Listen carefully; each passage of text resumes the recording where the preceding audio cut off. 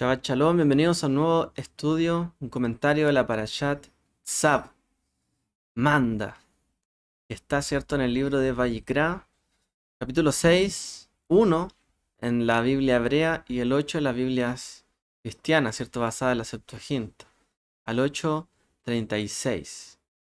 Así que la Haftará está en el libro de Irmiyahu, Jeremías 7:21 al 8:3, que nos habla, cierto, sobre los sacrificios.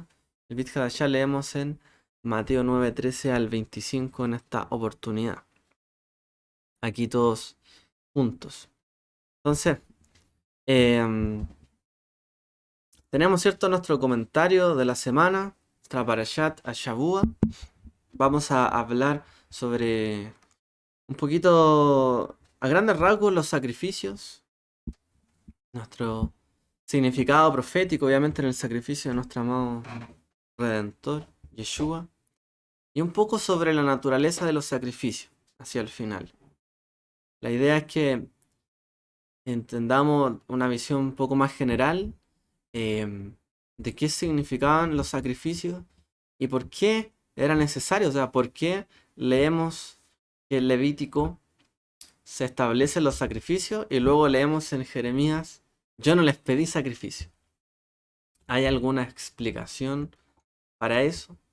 ¿Por qué dice yo nada les hablé de sacrificios cuando esta parasha se trata precisamente de los sacrificios? O sea, ¿por qué la voz del profeta, cierto, representando al Eterno, nos dice que no pidió sacrificio? Entonces, un poco esa contradicción que nos pesa, cierto, en esta parasha, la idea es que podamos aclararla un poquito más. Pero primero vamos a hablar de los sacrificios en general. ¿Qué es lo que trata esta porción? Como lo hemos visto, cierto, en otros años. La ley del holocausto, llamado en hebreo Olá, ¿cierto? El holocausto diario, el sacrificio Olá. El sacrificio por la ofrenda de culpa, que en hebreo es Asham.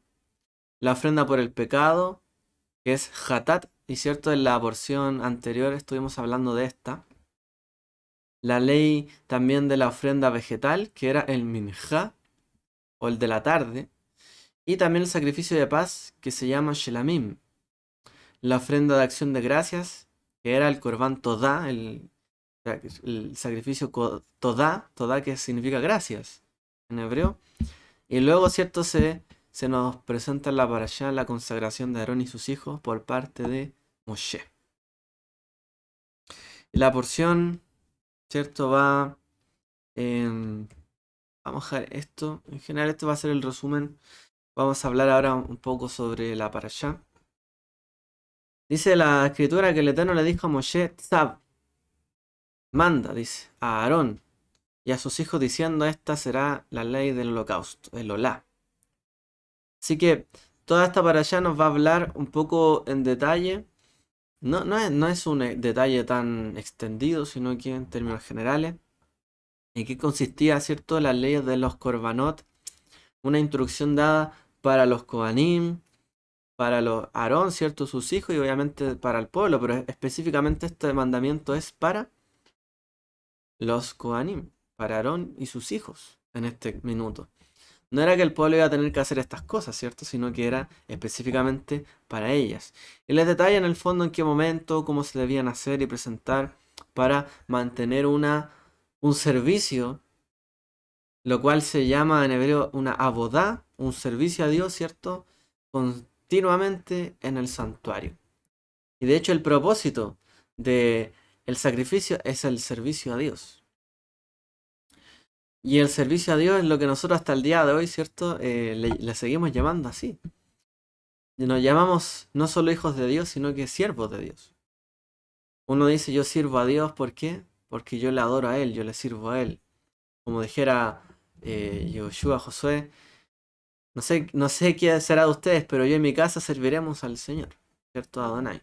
Entonces el servicio a Dios tiene que ver con la manera, ¿cierto?, en que nosotros estamos ordenados dentro de la Torá a cumplir sus preceptos. Y obviamente, además de que los hijos de Aarón y él tenían que cumplir los mandamientos, además tenían un servicio adicional a Dios. Aparte de lo que era su vida, el llevar los preceptos de Dios, etcétera, el Shabbat, tenían que cumplir con una boda, un servicio más allá. Entonces, esta palabra tzav, que de ahí toma el nombre la parashá, ¿cierto? La porción, significa manda a Aarón y sus hijos, que siempre mantengan, ¿cierto? Este servicio al Eterno. Así como cuando dice en otra oportunidad, manda, ¿cierto? Dile a los hijos de Aarón, a él, a Aarón y sus hijos, que mantengan siempre la lámpara encendida. Entonces, eh, es allí, ¿cierto? La razón de por qué incluso nosotros hasta el día de hoy, también en Shabbat, por ejemplo, o cuando nos prestamos en un día a servir a Dios, nosotros, ¿cierto? En Shabbat, en las fiestas, encendemos, ¿cierto? Una luminaria, por ejemplo, para marcar el comienzo del día y el término del día. Porque los Kohanim, los sacerdotes, servían al Eterno allí todo el tiempo, ¿cierto? Y todo el tiempo tenía que estar la lámpara encendida, tenía que haber un sacrificio continuo, etc. Pero el pueblo no tenía que hacer esa labor. Pero en cuanto a nosotros, hasta el día de hoy, cuando hacemos una labor y entendemos que el Shabbat es un día para servir a Dios, encendemos luminarias también. Encendemos el fuego. Nos prestamos para eh, presentarnos como un sacrificio vivo delante de Él. En la Amidá, por ejemplo, el motivo de recitar la Amidá en las oraciones centrales del Sidur es eso, presentarse como un sacrificio vivo, sabiendo que vamos acercándonos al altar, renunciando a nosotros mismos y dando el honor, la honra al que nos dio sus bendiciones y sus promesas. Entonces, hasta el día de hoy, ¿cierto? Nosotros hacemos como lo hacían ellos. Nos conectamos en el día en que servimos a Él con constante sacrificio, acción de gracias, como en Shabbat, ¿cierto? Damos gracias. Si se fija, de hecho, en la misma Midá se encuentra en parte esto. No en la Midá de Shabbat todo, sino que en la Midá que se recita, digamos, todos los días, hay oraciones por el perdón, por la culpa, de acción de gracias, etcétera, de paz, se les pide por la paz. En general, todo esto que ocurría allí, ¿cierto? En el Mishkan, en el tabernáculo, es lo que también traemos a nuestras oraciones diarias.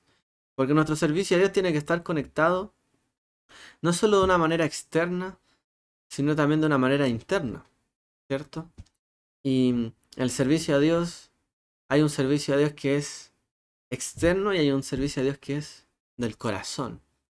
Shevalev, como se dice en hebreo.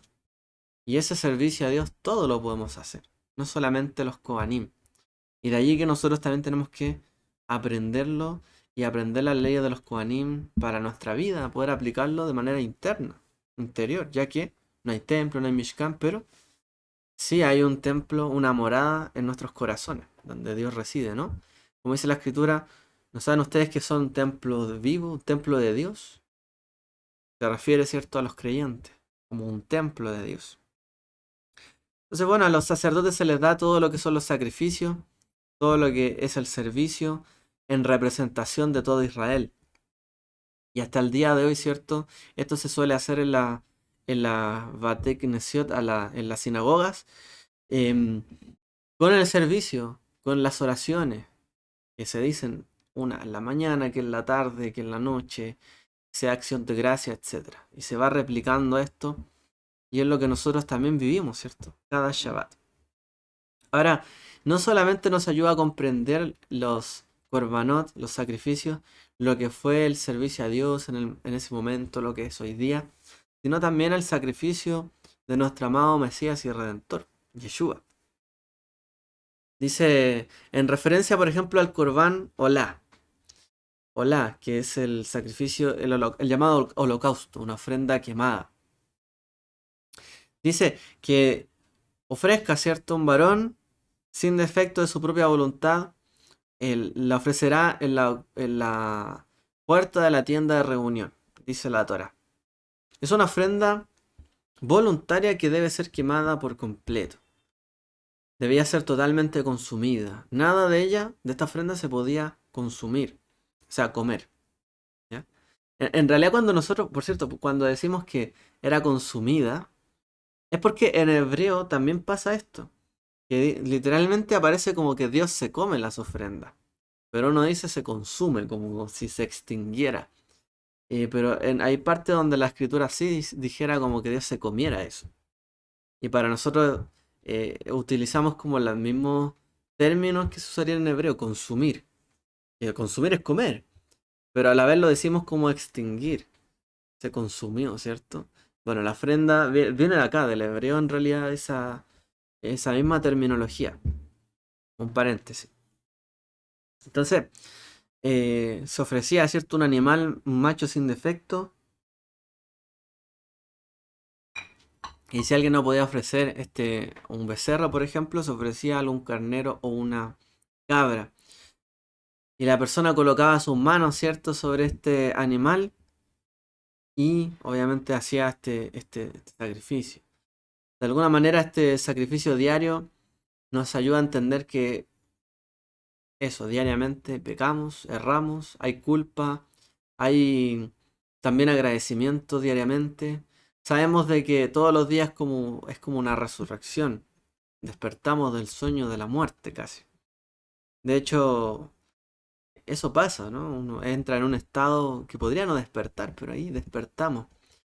Diariamente tiene que haber un motivo en nosotros para agradecer, para entender que Él nos ha librado de culpas, faltas, de pecados, y que diariamente tenemos que darle gracias, ¿cierto? Tenemos que acercarnos a Él todos los días. El sacrificio de la nos recuerda a nosotros que debemos acercarnos a Él cada día de nuestra vida. No hay un día que podamos estar o vivir desconectados del Eterno. Todos los días tenemos que estar conectados a Él. Por eso agradecemos, ¿cierto? En la mañana, por la oportunidad de vivir, de abrir los ojos, de que Él ponga el alma en nosotros para movernos en esta vida. Y nos ayuda a entender también de que diariamente el sacrificio de nuestro amado Redentor tiene un peso en nuestra vida. No solamente fue una vez y para siempre, sí, Baruch Hashem, pero no significa que como ya fue, ya pasó y no tengamos que volver a recordarlo, a repetirlo. Al contrario, no es un sacrificio que es una vez y para siempre. Eso significa que siempre está presente, como el sacrificio La, que siempre estaba presente en el Mishkan, para recordarnos, ¿cierto?, que hay un momento cuando, ya sea en la mañana o en la tarde, nos acercamos a Él. Estamos frente a Él siempre, todos los días. También se hacía el sacrificio del minjá, las ofrendas de vegetales, em, que eran o vegetales o de grano también. Y lo que se hacía es que se tomaba, ¿cierto?, un puñado de esta y se quemaba. Se colocaba en el altar una parte y otra parte se comía. Es como tomaba un puñado, ¿cierto?, de semillas, de vegetales, los dejaban ahí para quemarse, o otra parte, como dijimos, se comía. También, em, esto que eran semillas, se podían hacer tortillas, ¿cierto? Se podía mezclar con aceite, hacer harina primeramente, aceite con sal y hacer, ¿cierto? Unas tortas, como unas tortillas como se hacían en aquella época, como panes, ¿cierto? Que se podía comer, pero que no tenía que contener hametz, dice la Torah. No tenía que contener levadura ni tampoco miel. Y esa levadura, ¿cierto? En la escritura se nos asocia muchas veces con el pecado, con el orgullo, las hipocresías, lo que infla, ¿cierto? Los egos, las falsas enseñanzas y lo que nos hace aumentar nuestro egocentrismo, realmente. El pecado, el orgullo, etcétera. Entonces esta ofrenda de Minjá también nos ayuda a entender de que, por un lado, ¿cierto?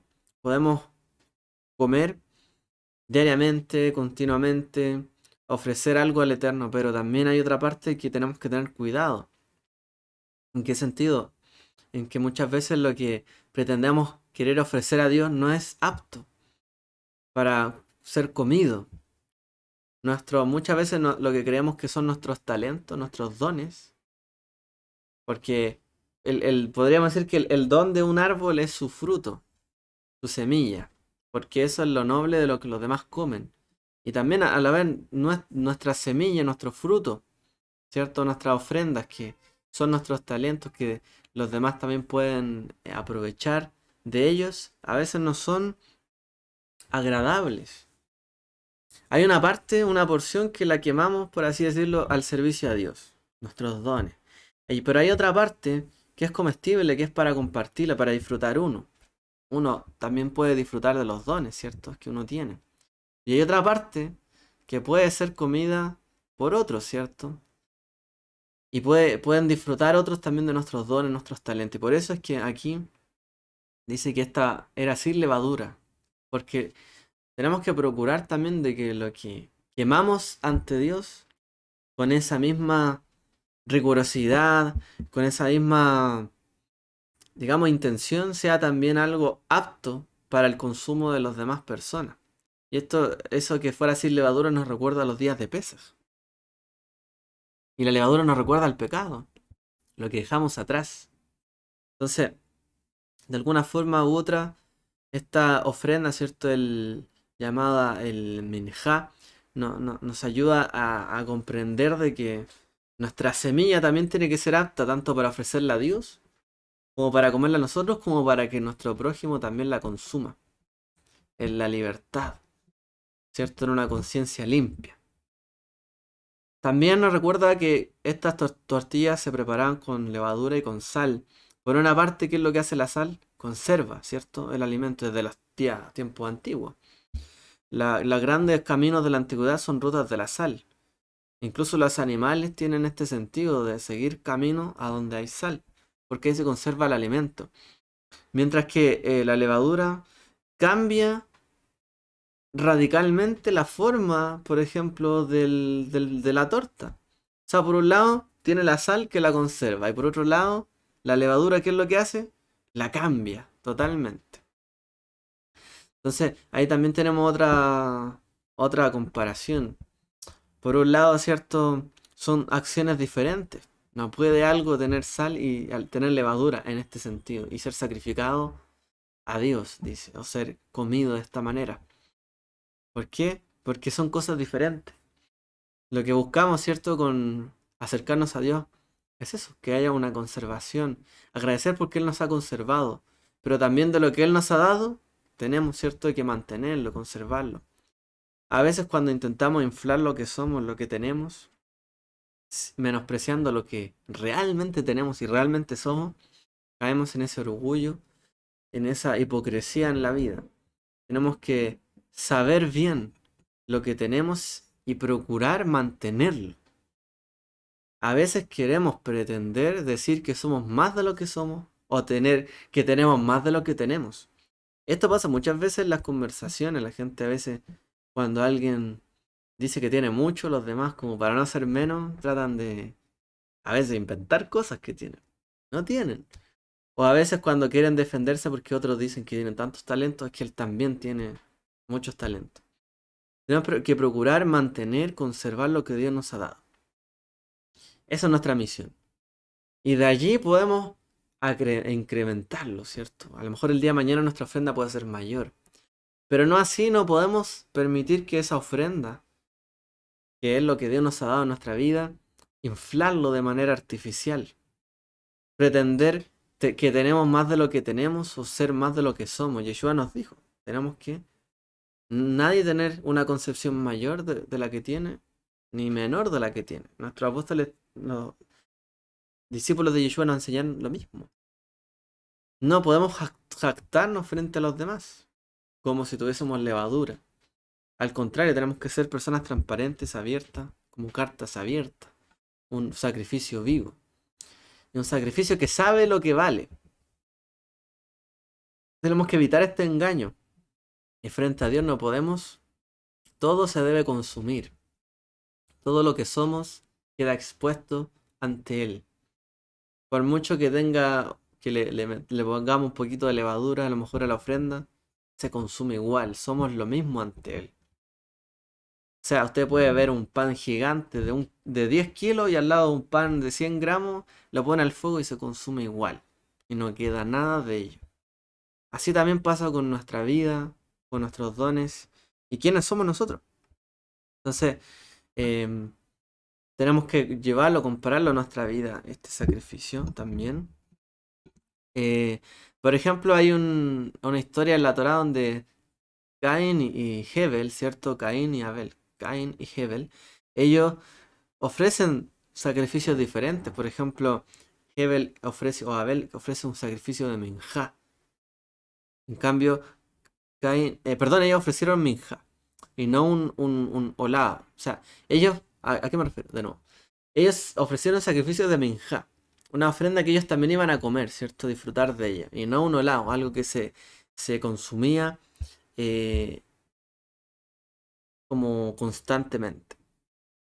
Ya, pero fue Hebel el que dio lo mejor de lo que tenía. En cambio, el otro dio minjá, dio como lo que sería un minjá como grano, ¿cierto? Semillas, campo, etcétera. Pero el otro dio lo mejor que tenía. Y lo mejor que tenía era lo que era consumido totalmente. Un sacrificio que se daba, se entregaba por completo. En cambio, el sacrificio de Caín, ahora explicándolo de nuevo mejor, era un sacrificio que no era consumido totalmente. No era una ofrenda totalmente para Dios, un holocausto. Y el motivo, cierto, era diferente, como estamos viendo también. El motivo era diferente del holocausto. Uno era una entrega completa, digamos, a Dios y reconocimiento de Él y que todo debía ser para Él. Mi primogénito se lo doy completamente a Él, como lo pediría el Eterno en la Torá, y el otro ofrecería solo una porción, a lo mejor de lo que tenía. Y si servimos a Dios y pretendemos presentarnos ante Él, esto es como lo que pasó con los hijos de Aarón. Tenemos que hacerlo de manera adecuada. No podemos pretender acercarnos a Él diciendo yo te ofrezco todo lo que tengo, pero en la hora de los que hubo, le doy un sacrificio, por ejemplo, minjá, que no se consume totalmente, que no es totalmente para Él. Tenemos que tener cuidado de la manera en que nos presentamos ante Él. Es una diferencia también en lo que pasó entre Caín y Abel, realmente. La intención que había detrás. Yo te ofrezco todo, pero no le estoy dando todo. ¿Se acuerdan esa historia también de los diezmos en el Brit Hadashah? Que te prometemos que te vamos a dar todo esto, pero a la larga no se lo damos, a lo mejor.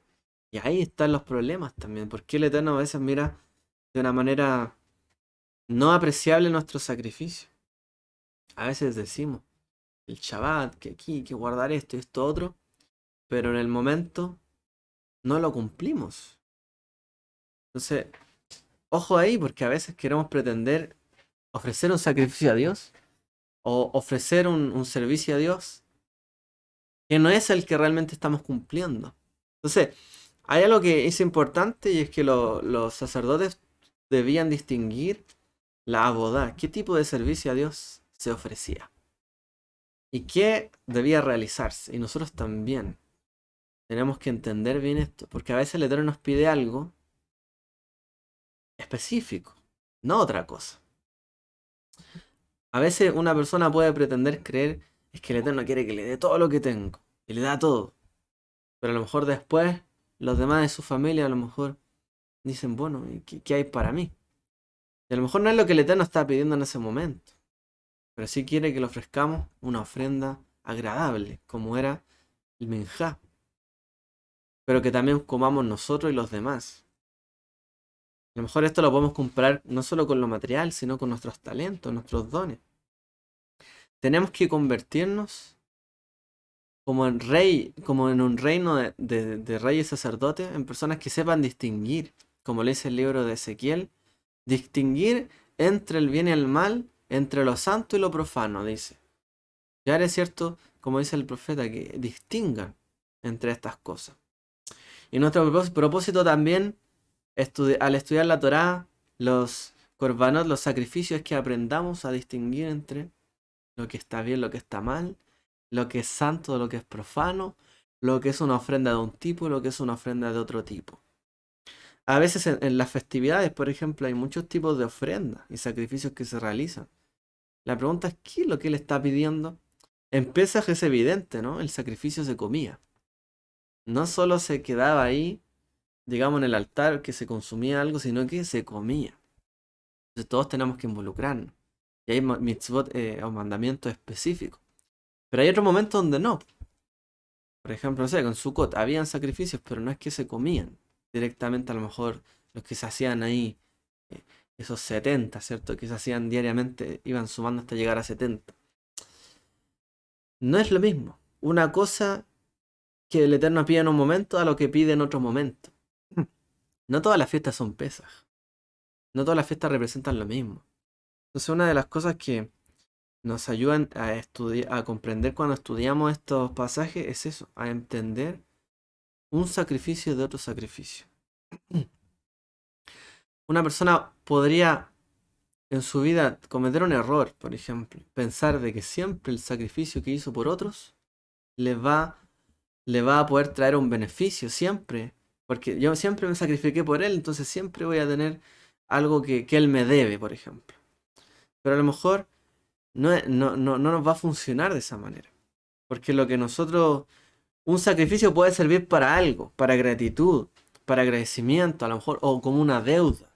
O alguien puede sentirse culpable de incluso de que alguien se sacrificara tanto por mí. Pero los sacrificios tienen motivos. Y el motivo de un sacrificio no siempre es el mismo. Por lo tanto, la respuesta no siempre es la misma. Podemos pretender creer que lo hemos dado todo por alguien, pero después uno dice, oye, pero no me respondió de la manera que se necesitaba. Pues a lo mejor el sacrificio que había que hacer por esa persona era un hola, podríamos decir. Había que darlo todo, no pedir algo a cambio.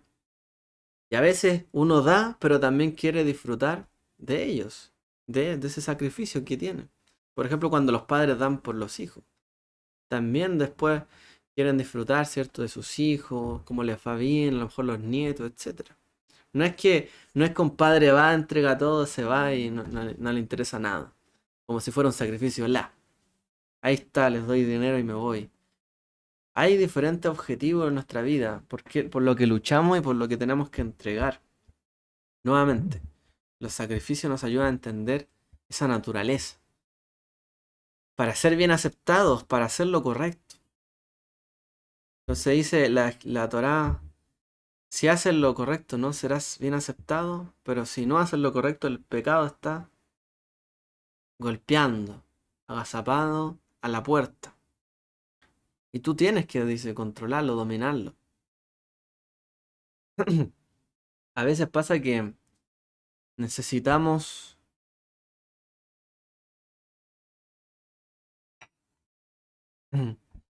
darle un sentido a nuestro trabajo, nuestro servicio, nuestra obra, a lo que hacemos.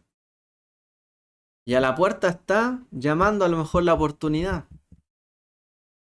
Pero tomaremos, aquí, ¿qué escucharemos? La oportunidad, sabiendo, o sea, que tenemos que hacer un esfuerzo. Pretenderemos ofrecer otra cosa. Y esto es lo que le pasó al pueblo de Israel más adelante. O sea, sabiendo que tenían que ofrecer tal cosa, quieren hacerle pasar un cabrito a lo mejor cojo, un sacrificio sin corazón delante de Dios. ¿Ustedes creen que eso va a servir? Les dice el profeta. Nosotros creemos que muchas veces por hacer una cosa nos justificamos de otras, o que por hacer un esfuerzo vamos a tener ganado todo el resto de las cosas. A veces las personas creen que por hacer un esfuerzo muy grande tienen que merecer lo otro. Tenemos que tener cuidado, porque el esfuerzo, el sacrificio en la vida depende de que entendamos qué es lo que se necesita y se requiere en el momento adecuado.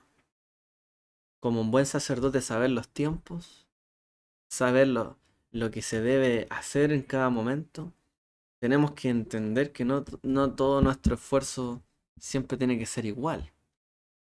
¿Ya? Está a la puerta la oportunidad de hacer, de trabajar, de esforzarnos. Tenemos que entender como buenos sacerdotes de Dios qué es lo que tenemos que ofrecer en cada momento. Y cuánto tenemos que ofrecer. A veces pasa que le entregamos mucho de lo que somos y tenemos a otras personas que a lo mejor no lo agradecen, no lo merecen y nos provocan más ansiedad, enojo, etcétera. Uno tiene que saber bien qué puede sacrificar en su vida por otros, así como por Dios por otros, ¿cierto? Eso es parte de lo que tenemos que aprender en nuestra vida, a gobernar lo que está tocando a nuestra puerta, ¿no?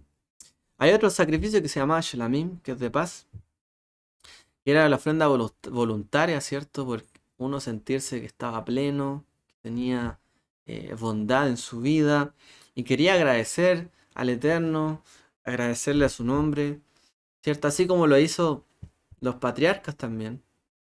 Por ejemplo, cuando em, Jacob y Labán, ¿cierto? Hacen un pacto.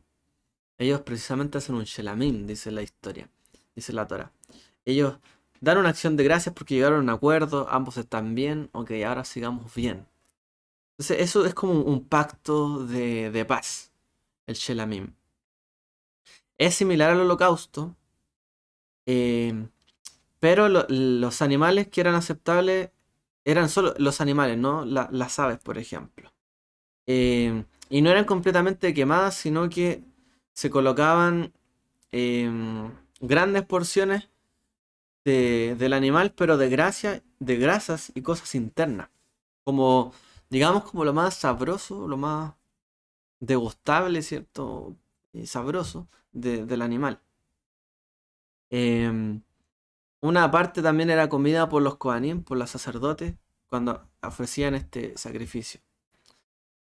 O sea, Shelamim, sacrificio de paz, que representaba, te doy todas las mejores partes, por así decirlo, lo más rico, degustable. Es un sacrificio que cuando uno, por ejemplo, está con su familia, por así decirlo, y quiere disfrutar un momento y compra lo mejor y tiene lo mejor en la mesa y disfruta lo mejor siempre. Eso es un sacrificio de paz. Si uno quiere realmente decir estoy bien, estoy con bienestar, tiene que darlo lo mejor, ¿cierto? De tal manera que la gente que se siente a la mesa esté agradecida. Lo mismo pasaba con este sacrificio.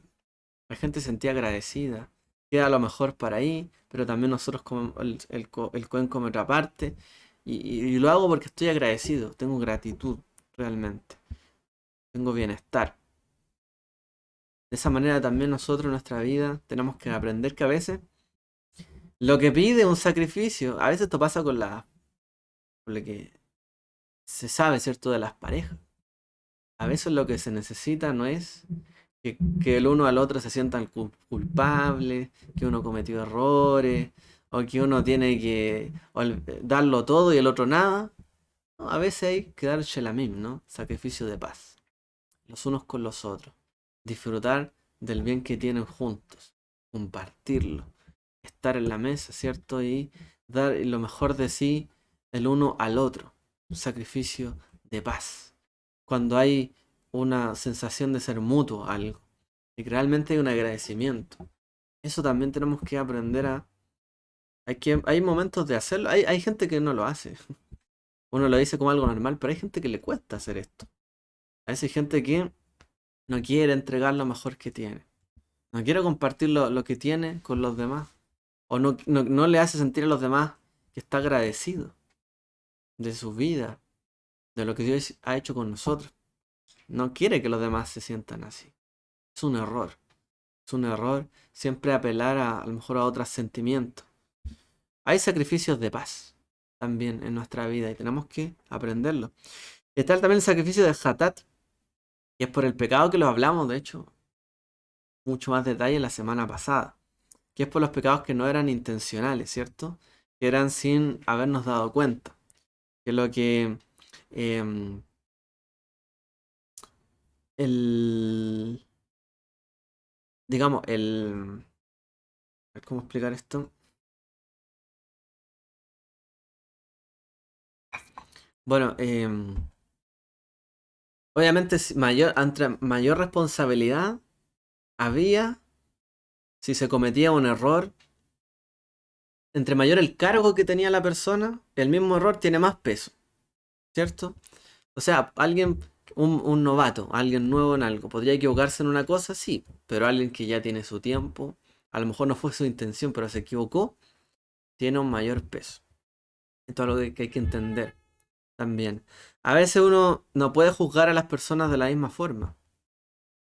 Cuando hablamos de, nuevamente, de sacrificio aplicado a nuestro diario vivir, hay veces donde las personas tienen más responsabilidad y otras tienen menos, y a veces se cometen los mismos errores, pero le pesa mucho más a alguien que debió haberlo sabido. O sea, puede haber sido sin error, sin intención, pero, como vimos la semana pasada, los hechos, qué es lo que ocurrieron o qué es lo que desencadenaron esos errores, ese error. Los hechos no son algo que deban ser tapados. Los hechos son importantes, las acciones que se cometen. Y cuando una acción la comete alguien que tiene más responsabilidad sobre algo, obviamente tiene más peso. Por eso hay nuestro sacrificio, nuestra vida también, cuando hay culpa, cuando hay pecado, tenemos que entender que mientras más alto estamos, peor es la caída muchas veces. Y esto se suele decir. Por eso, el que esté firme, mire que no caiga. No, tratar de no deslizarse, dice la escritura. Porque realmente el pecado está a la puerta. Cualquiera uno puede llegar y caer en algún momento. Por mucho que tenga estudio, conocimiento, práctica, experiencia y todo lo que quiera, apoyo familiar, podemos caer igual en transgresión. Lo importante, ¿cierto?, es saber que no hubo intención, pero tenemos que aprender a asumir las consecuencias y repararlas. La semana pasada lo hablamos bastante. A veces pasa que alguien dice o bota algo, uy, rompí esto, perdón. Ay, disculpa. Como fue sin intención, no se repara. Pero la acción queda ahí. Entonces lo importante de este tipo de sacrificio, para que nosotros entendamos siempre, es que por mucho que no tengamos culpa, no hayamos querido hacer algo, tenemos que asumir alguna consecuencia o de reparar. Sobre todo cuando la persona tiene más autoridad o tiene más responsabilidad, más tiene que asumir que cometió algún error. No puede hacerse el loco, como se dice.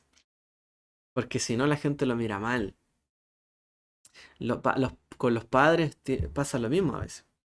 A veces los padres asumen que los errores que cometen sin intención contra los hijos no tienen consecuencias, pero sí que las tienen. Y a veces los padres pueden decir, pucha, pero yo no quise esto, pero los hijos pueden sentir, pero me hiciste esto. Y ahí está el punto.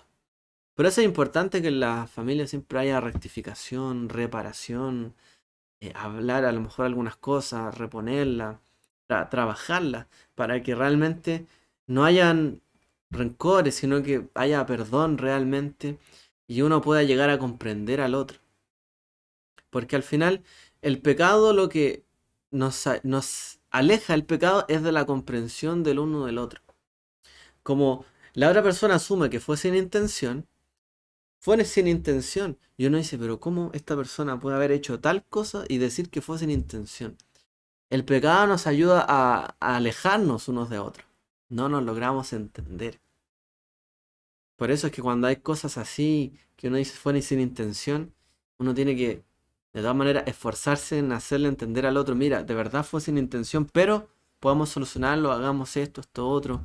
Y que la otra persona quede tranquilo, tranquila, realmente.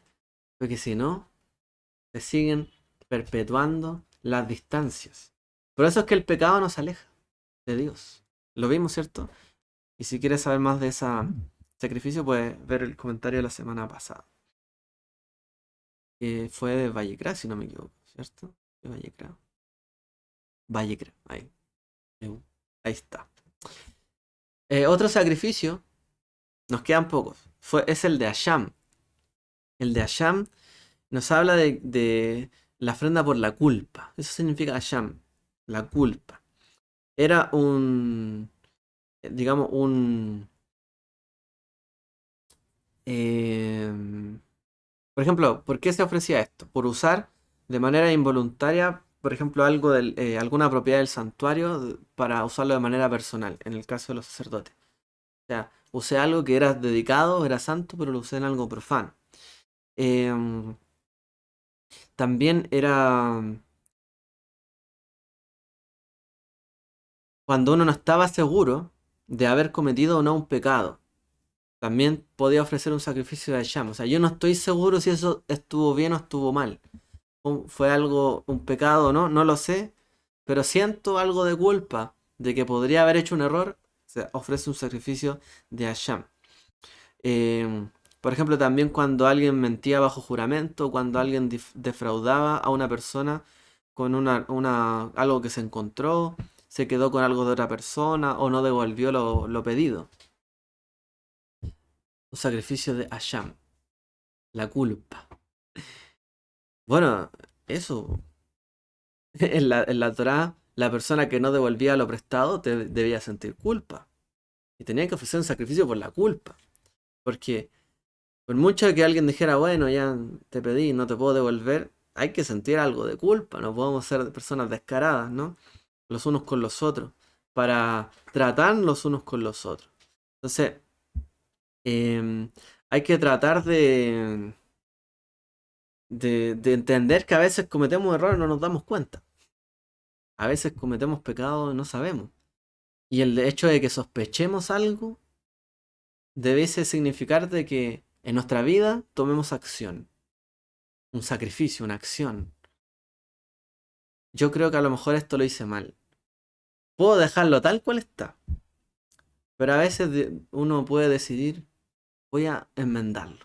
A lo mejor nadie se dio cuenta, a lo mejor nadie me está recriminando, pero voy a cambiarlo, voy a hacerlo bien ahora, para no sentirme esa culpa. Y esto es algo que debemos también practicar en nuestra vida, esa rectificación. A veces sentir culpa no es... A ver, no siempre es bueno sentir culpa por todo, que realmente sintamos que somos lo peor, que siempre decimos lo malo. No, eso está mal, ¿cierto? Lo importante es que si sentimos algo de culpa, rectifiquemos. Una persona no puede justificarse toda la vida con la culpa. Porque vivimos, ¿cierto?, que hace poquito el sacrificio del hatat, el pecado. El pecado es por cosas que uno dice fue sin intención. Uno suele asociar la culpa a veces con esas cosas, a ver, a veces como que no llevamos bien la culpabilidad en la dirección correcta. ¿En qué sentido? Porque aquí puede haber un sacrificio de culpa si es que yo sé que hice algo o si incluso tengo la duda. Hay personas que sienten culpa siempre. Se sienten culpables de cosas que a lo mejor no cometieron, no hicieron. Y nunca enmendan, nunca se perdonan. Pero la culpa realmente es buena cuando nos damos cuenta de que cometí un error. Culpa, ¿cierto? Asham, sacrificio de culpa. Y también a veces cuando no sabemos si cometimos o no un error, no estamos seguros. Uno podría sentir una culpa, pero lo importante es hacer el sacrificio, enmendarlo. Cuando uno no puede vivir de culpa. Si uno quiere, si uno como que quiere vivir de culpa, que siempre siente culpable de algo, es porque llega a asumir esa persona que lo hace sin intención, casi. No sé si ha visto usted que a veces hay gente que se justifica mucho. Y siempre se justifica que no tuvo culpa, pero en realidad... Y dice no me di cuenta. Pero siempre se justifica porque se siente culpable. Entonces, es como en la ofrenda por el pecado es cuando uno no tiene intención. Pero hay personas que suelen sentir culpables por hacer cosas sin intención. En el fondo no es congruente porque la Torah dice que uno es el Hatat, el otro es el Hasham. Es decir, esa persona en realidad se siente culpable porque no es que cometa las cosas sin intención, sino porque hay alguna intención detrás. Y por eso se siente culpable cada vez que comete algún error. Porque el que no comete error o es sin voluntad, a eso se le llama pecado, ¿cierto? En la ofrenda por el pecado. Pero al que siempre piensa que tiene culpa de algo, no es porque es un pecado, sino porque de verdad tiene cierta culpa. Aunque diga y piense, yo no cometí este error, no quise. Pero si siente esa culpa una y otra vez, es porque realmente hay algo mal en su vida. Lamentablemente a veces nos cuesta superar esto. Nos cuesta superar esa culpa. A veces podemos sentir de muchas cosas culpables y es porque no las corregimos, no las enmendamos. volvemos a cometerla una y otra vez. ¿Y a qué se le asocia la Torá a esto? A ocupar cosas que no se deben. Santa. A defraudar a la gente. Con dinero, con préstamos o con cosas que uno encuentra que son de otros. Que no son mías. Y con cuando uno no está seguro de algo. O sea, la Torah nos da pistas claras, realmente. ¿Por qué la gente nos seguimos o a veces se siente tan culpable? A veces la vida. Porque toma lo que no es suyo, en el fondo. Cuando uno siente realmente la pertenencia de lo que Dios nos ha dado, de lo que Dios nos ha entregado, y lucha por lo que Él le dio, le entregó, va a dejar de sentir culpa. Uno tiene que... A veces uno se siente culpable por ser a lo mejor hasta pobre o tener poco. Si uno sabe lo que realmente Dios le dio, no tendría por qué sentir culpa de lo que Dios le dio. Dios le permitió vivir así, nacer así, crecer así, a lo mejor en esa situación. ¿Por qué se va a sentir culpable? Si se siente culpable, en el fondo está recriminando que el que le dio eso o esa situación, él tiene la culpa al final. Él tiene la responsabilidad. No podemos responsabilizar a Dios. Dios nos permitió vivir en las condiciones que vivimos. No podemos sentirnos siempre culpables. Al contrario, tenemos que asumir. Porque el que se siente culpable es porque ve que el otro tiene y como el otro tiene y este no, siente algo de remordimiento. Entonces, esa gente tiende a tomar lo de otros, a robar, por ejemplo, o a no devolver lo que le dan, a pedir, a exigir, pero no devolver, ¿no? Pasa, ¿no? La gente que a veces tiene muy poco suele ocurrir en esto y es por la culpa. Asham es porque pretenden tomar lo que no es suyo. ¿Cuál es la clave para dejar sentir esa culpa? Es eso, dejar de tomar lo que es de otros, agradecer por lo que Dios nos ha dado a cada uno de nosotros y dignamente, ¿cierto? Con lo que tenemos, con lo que Dios nos dio, con lo que nos esforzamos, salir adelante con lo nuestro. Cuando dejemos eso de lado, podemos salir adelante, podemos superar la culpa y podemos también darle el mensaje a Dios. Ya no siento culpa, no siento que he sufrido, que he sido siempre el más desgraciado de todos en este mundo. Ahora te agradezco a ti, porque por lo que tú me has dado, sea poco, sea mucho, tú me lo has dado a mí. No necesito lo de otros, sino lo que tú me das. Baruch Hashem. A eso tenemos que llegar. Entonces, el tema de la culpa va por ese lado. A veces nos cuesta superar ciertas cosas. Yeshua, obviamente, no solamente se llevó nuestro pecado, también nuestra culpa, dice la Escritura. La culpa ante Dios por los pecados que hemos cometido, por los que hicimos contra nuestro prójimo, o por las veces que fuimos desagradecidos de sentirnos culpables o de sentir el remordimiento, el resentimiento en este mundo por lo que Dios nos dio. Si Dios así lo quiso, así Dios dio, Dios quitó, dijo Job. Si Dios nos dio poco, nos dio mucho, Baruch Hashem. Todo viene de Él, ¿cierto? Entonces si queremos, como sentimos que a lo mejor no tenemos suficiente, le vamos pidiendo a los demás. Y después acumulamos culpa, porque nos devolvemos o nos apropiamos de cosas que no son las nuestras.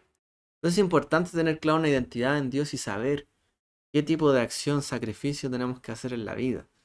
Eh, Yeshua obviamente nos libró, nos restituyó de la culpa para sanar la enfermedad que había en nuestros corazones. Porque la culpa es una enfermedad que nos carcome a nosotros. Nos va quitando lo que tenemos, lo que somos nosotros. Y nos consume la envidia, en otras cosas. Tenemos que superar esto. Yeshua nos enseñó también que tenemos que hacer las paces con todas las personas. Sobre todo con quienes sintamos que nos ofenden. Yeshua nos habló del perdón y la restitución muchas veces. Cómo tenemos que poner la mejilla. Cómo tenemos que perdonar 70 veces 7. Cómo nosotros, ¿cierto? Tenemos que buscar incluso a que nos ofenden. Hacer las paces antes de presentar una ofrenda. Yeshua nos enseña de que el objetivo de los sacrificios es que seamos libres de falta de pecado en nuestros corazones. Que el sacrificio que se está presentando de verdad sea eficaz. Yeshua nos enseñó para que eso ocurra. Que su sacrificio nos traiga sanidad y no simplemente decir somos salvos. Realmente el sacrificio tiene que llevarnos a una vida saludable, de agradecimiento, de perdón, de dejar la culpa de lado, de tomar lo que Dios nos ha dado, de saber que si pecamos, Él nos cubre, como la ofrenda de Hatat, Él nos cubre. Y si sentimos, ¿cierto?, que hemos hecho algo mal y hay culpa, Él también nos puede eximir cuando nosotros también rectificamos. Él es el Cordero que dice que quita el pecado del mundo.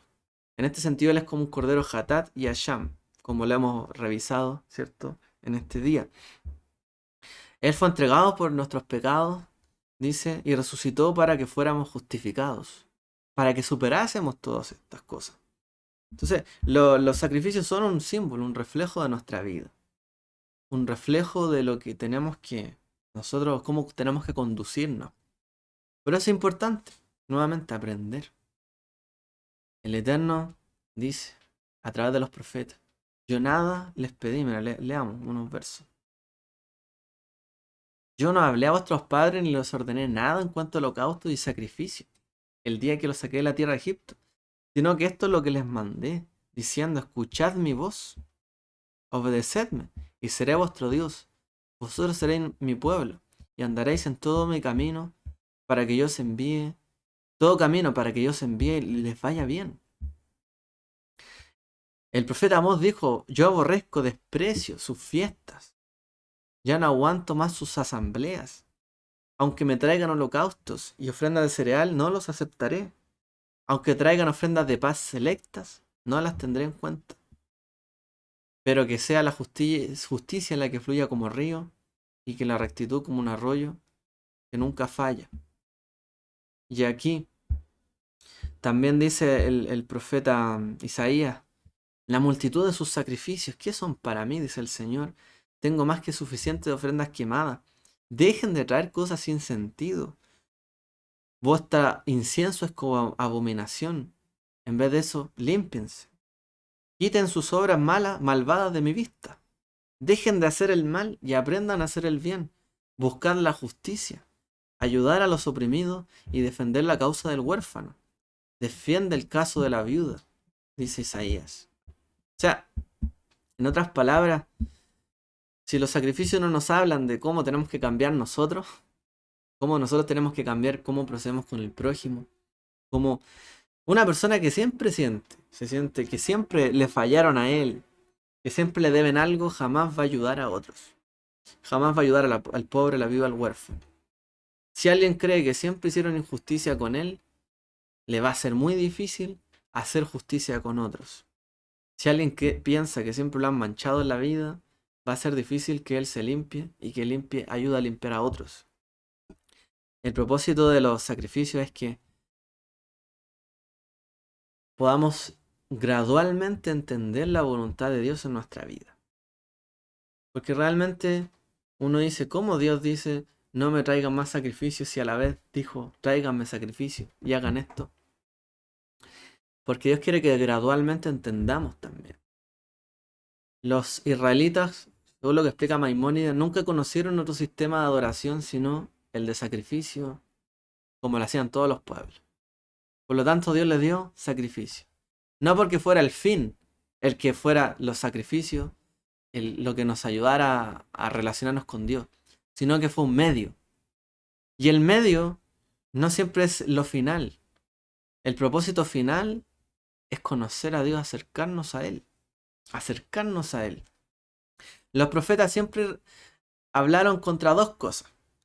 Contra lo que contra las dos cosas que ejercen poder y potestad sobre nuestra vida y que nos esclavizan, digamos así.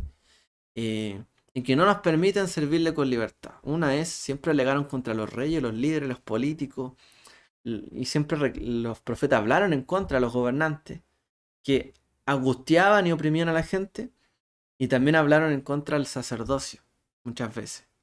Y también les daba un modelo a la gente de vida, de sacrificio, cuando no tenía a veces efectos reales en la vida de la gente. Entonces, tenemos el Eterno que lo que buscó con los profetas es que nosotros escucháramos su voz, fuera de todo el modelo. Las cosas son un medio para lograr algo, pero el fin es que escuchemos su voz, que nos conduzcamos por el camino que Él nos presenta, que entendamos que hay que vivir y hay que rectificar también, y que no toda culpa, no todo pecado merece el mismo tratamiento. Aunque uno diga que Yeshua nos perdona, nos restablece todas nuestras cosas en nuestra vida, todas las cosas que hemos vivido requieren un tratamiento muchas veces diferente. Tenemos que lograr la madurez espiritual para encontrar esos defectos, saber del qué tipo son y trabajarlo. De otra manera, el sacrificio del Mashiach, por mucho que uno diga me salvó, puede que no tenga efecto en nuestra vida, como también le pasó a nuestros padres, como dijeron los profetas, que no les sirvió. Tenemos que hacer que sean significativos para nosotros el sacrificio de nuestro Mashiach, en que hallemos perdón, nos libremos de la culpa, hagamos lo correcto, hagamos ofrendas de paz y realmente nos acerquemos de buena manera delante de Dios. Y aprendamos a distinguir lo bueno de lo malo, lo santo de lo profano, lo que es mandamiento para un momento, lo que es para otro momento. Que el Eterno nos ayude y nos ayude a seguir creciendo en nuestra vida espiritual. Que el Eterno les bendiga a todos, Shabbat Shalom y muchas bendiciones.